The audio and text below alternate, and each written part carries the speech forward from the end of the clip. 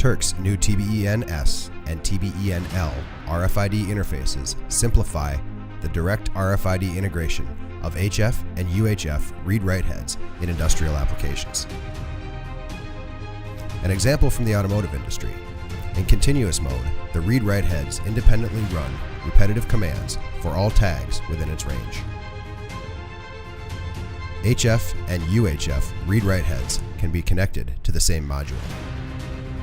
Integrated standard I/O allows direct connection of trigger and light signals. Here you can see a light screen which triggers the 4 read-write heads connected to the TBEN-L. It starts a multiplex mode that sequentially activates the read-write heads to ensure every tag is reached.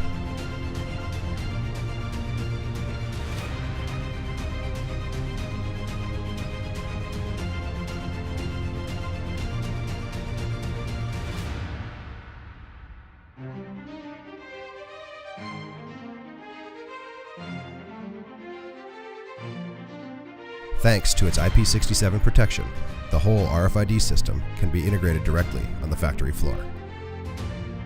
Whether it's HF or UHF, TBEN-S and TBEN-L RFID simplify RFID system integration in your factory.